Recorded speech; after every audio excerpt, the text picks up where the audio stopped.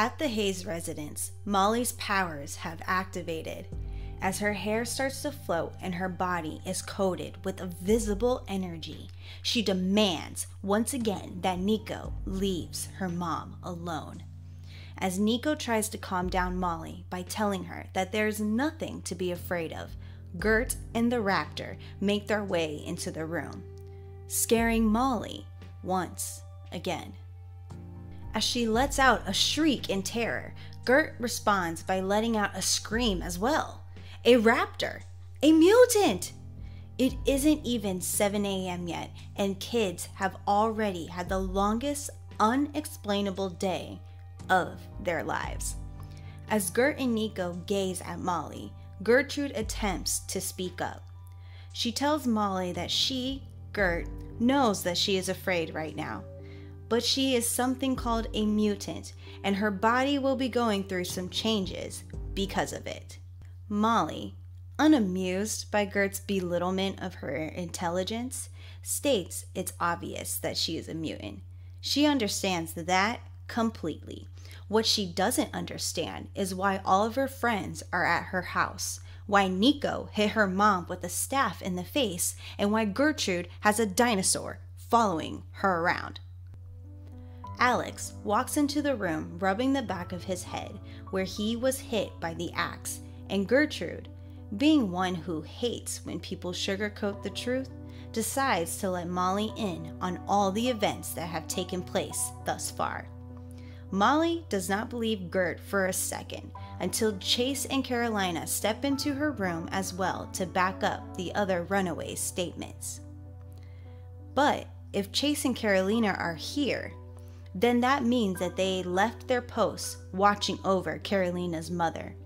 At that moment, the wall to Molly's room blasts and Carolina's mom floats into the room.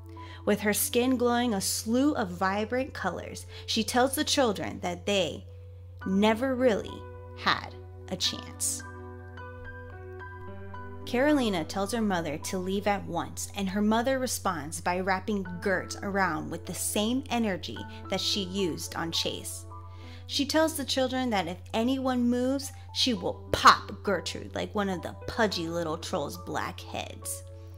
Gertrude is the most expendable of the children, after all. Molly, furious, tells Mrs. Dean to stop hurting Gert and quit saying those mean things. Can't she just be nice? Molly lunges toward Carolina's mother and pushes her out of the hole in the second-story wall with tremendous force, resulting in Mrs. Dean sent flying unconscious into the pool in the backyard. Now feeling tired, Molly sinks back down to sitting on the bed as the other Runaways try to wrap their heads around the situation. Alex and Nico will go check on Carolina's mother just to make sure she doesn't drown, and they will meet the rest of the kids by the van. If they take more than 3 minutes, Alex instructs the others to leave without them. As the two of them approach the pool, they see Mrs. Dean floating in the water, face down. They wonder out loud if she is even still alive when Alex notices the decoder ring on her finger. As he slips the ring off, Mrs. Dean wakes up and grabs at Nico, screaming obscenities. If those children think that they have won, they are in for a surprise.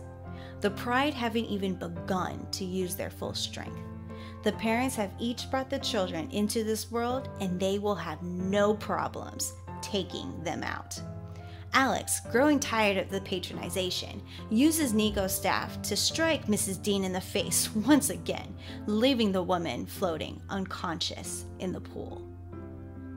Later, as the children are driving through downtown Los Angeles, Alex is attempting to use the decoder ring to read the abstract that they received from Gert's house. Unfortunately, he realizes that this ring only translates every other word. Without enough time, they aren't going to be able to figure out anything yet. That is when Alex's phone rings. His father is calling. Alex picks up the phone and tells his father that the games are over and the Runaways are going to the police. His father reprimands him for staying out past their agreed curfew and suggests that he turn on the radio in order to listen to the news. As the children do so, they hear the news announcement. Police are still searching for 16-year-old Alex Wilder, who was wanted in connection to yesterday's murder in Malibu. Runaway Destiny Gonzalez was found stabbed to death in the teenager's bedroom late last night. Police suspect that the brutal slaying may have been related to the young man's involvement in violent online role-playing games. Authorities are reportedly also looking for other local teens that may have helped commit this crime. In addition, the Amber Alert system has been activated for 11-year-old Molly Hayes, who was allegedly kidnapped by this gang a few hours ago. Alex is unimpressed. He tells his dad that this means nothing. They will just prove that their parents set them up. His father laughs and warns Alex of his foolishness.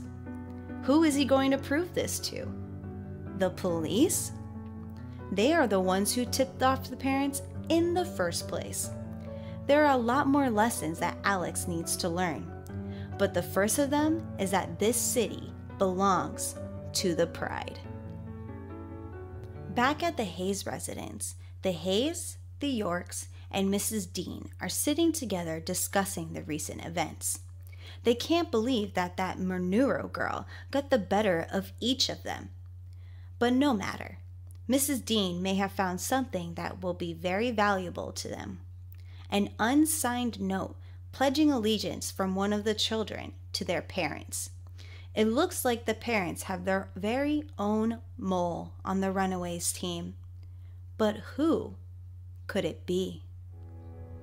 With the Runaways, Chase comes up with a plan for the team to fall off the face of the earth. An amazing hiding spot hidden within Bronson Canyon in Griffith Park.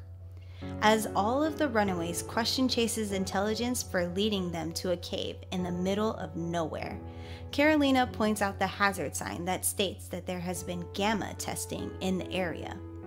Chase laughs and pats the sign as he passes it. He put the sign there.